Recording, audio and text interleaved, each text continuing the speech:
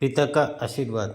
जब मृत्यु का समय सन्निकट आया तो पिता ने अपने एकमात्र पुत्र धनपाल को बुलाकर कहा कि बेटा, मेरे पास धन संपत्ति नहीं है कि मैं तुम्हें विरासत में दूं, पर मैंने जीवन भर सच्चाई और प्रामाणिकता से काम किया है, तो मैं तुम्हें आशीर्वाद देता हूँ कि तुम जीवन में बहुत सुखी रहोगे और धूल को भी हाथ लगाओगे तो वह सोना बन जाएगा। बेटे ने सिर झुकाकर पिताजी के पैर छुए। पिता ने सिर पर हाथ रखकर आशीर्वाद दिया और संतोष से अपने प्राण त्याग कर दिए। अब घर का खर्च बेटे धनपाल को संभालना था। उसने एक छोटी सी ठेला गाड़ी पर अपना व्यापार शुरू किया। धीरे धीरे व्यापार बढ़ने लगा। एक छोटी सी दुकान ले ली। व्यापार और बढ़ा। अब नगर के संपन्न लोगों में उसकी गिनती होने लगी। उसको विश्वास था कि यह सब मेरे पिता के आशीर्वाद का ही फल है, क्योंकि उन्होंने जीवन में दुख उठाया पर कभी धैर्य नहीं छोड़ा, श्रद्धा नहीं छोड़ी, प्रामाणिकता नहीं छोड़ी। इसलिए उनकी वाणी में बल था और उनके आशीर्वाद का फलीभूत हुए और मैं सुखी हुआ। उसके मुंह से बार बार यह बात निकलती थी। एक दिन एक मित्र ने पूछा, तुम्हारे पिता में इतना बल था तो वह स्वयं संपन्न क्यों नहीं हुई, सुखी क्यों नहीं हुई? धनपाल ने कहा, मैं पिता की ताकत की बात नहीं कर रहा हूँ, मैं उनके आशीर्वाद की ताकत की बात कर रहा हूँ। इस प्रकार वह बार बार अपने पिता के आशीर्वाद की बात करता तो लोगों ने उसका नाम ही रख दिया, बाप का आशीर्वाद। धनपाल को इससे बुरा नहीं लगता। वह कहता कि मैं अपने पिता के आशीर्वाद के काबिल निकलूं। यही चाहता हूँ। ऐसा करते हुए कई साल बीत गए। वह विदेशों में व्यापार करने लगा। जहाँ भी व्यापार करता उससे बहुत लाभ होता। एक बार उसके मन में आया कि मुझे लाभ ही लाभ होता है, तो मैं एक बार नुकसान का अनुभव करूं। तो उसने अपने एक मित्र से पूछा कि ऐसा व्यापार बताओ कि जिसमें मुझे नुकसान हो। मित्र को लगा कि इसको अपनी सफलता का और पैसों का घमंड आ गया है। इसका घमंड दूर करने के लिए इसको ऐसा धंधा बताओ कि इसको नुकसान ही नुकसान हो। तो उसने उसको बताया कि तुम भारत में लौंग खरीदो और जहाज़ में भरकर अफ्रीका के जंजीबार में जाकर बेचो। धनपाल को यह बात ठीक लगी। जंजीबार तो लौंग का देश है। वहाँ से लौंग भारत में लाते हैं और यहाँ 10 बार गुना भाव पर बेचते हैं। भारत में खरीद करके जंजीबार में बेचे तो साफ नुकसान सामने दिख रहा है।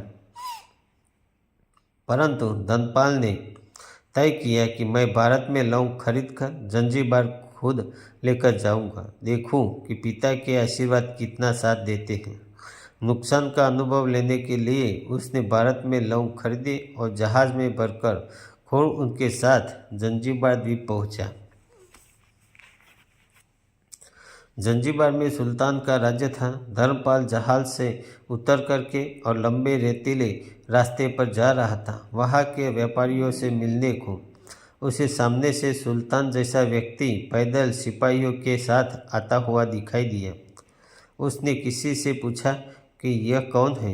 उन्होंने कहा, यह सुल्तान है। सुल्तान ने उसको सामने देखकर उसका परिचय पूछा। उसने कहा, मैं भारत के गुजरात के खंभात का व्यापारी हूँ और यहाँ पर व्यापार करने आया हूँ।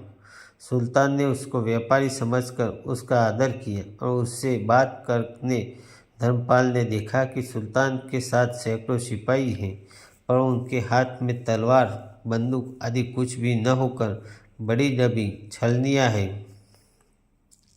उसको आश्चर्य हुआ। उसने विनम्रतापूर्वक सुल्तान से पूछा, आपके सैनिक इतनी छलनी लेकर क्यों जा रहे हैं? सुल्तान ने हंसकर कहा, बात यह है कि आज सवेरे मैं समुद्र तट पर घूमने आया था।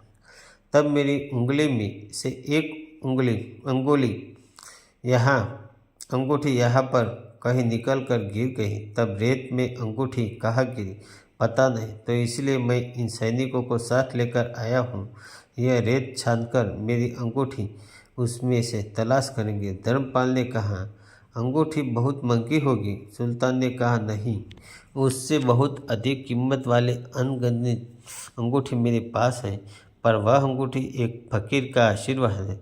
मैं मानता हूँ कि मेरी सल्तनत इतनी मजबूत और सुखी उस फकीर के आशीर्वाद से, इसलिए मेरे मन में उस अंगूठी का मूल्य सल्तनत से भी ज़्यादा है। इतना कहकर के सुल्तान ने फिर पूछा, बोलो सेठ, इस बार आप क्या माल लेकर आए हो? धर्मपाल ने कहा कि लौंग। सुल्तान के आश्चर्य का ठिकाना नहीं रहा। यह तो लौंग का ही देश है सेठ, यह लौंग बेचने आए हो? किसने आपको ऐसी सलाह दी? जरूर वह कोई आपका दुश्मन होगा। यहाँ तो 1 पैसे में मुट्ठी भर लौंग मिलते हैं। यह लौंग को कौन खरीदेगा और तुम क्या कमाओगे? धर्मपाल ने कहा, मुझे यही देखना है कि यहाँ भी मुनाफा होता है या नहीं।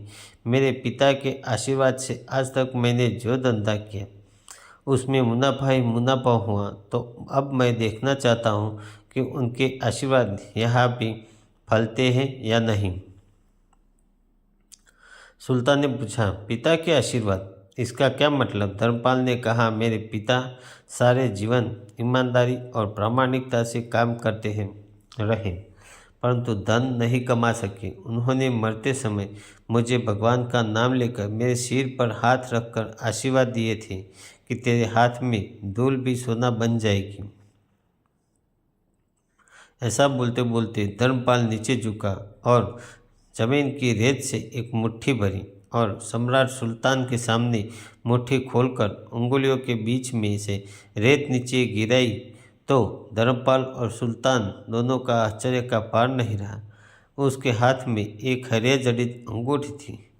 यह वही सुल्तान की गुमी हुई अंगूठी थी।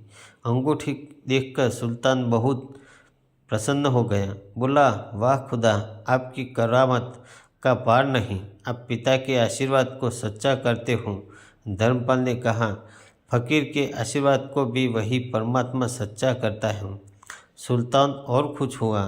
धर्मपाल को गले लगाओ, कहा, मांग सेठ, आज तू जो मांगेगा मैं दूंगा। धर्मपाल ने कहा, आप 100 वर्ष तक जीवित रहो और प्रजा का अच्छी तरह से पालन करो, प्रजा सुखी रहे, इसके अलावा मुझे कुछ नहीं चाहिए। सुल्तान और अधिक संपन्न हो गया। उसने कहा, सेठ, तुम्हारा सारा माल मैं आज खरीदता हूँ और तुम्हारी मुँह मांगी कीमत दूंगा।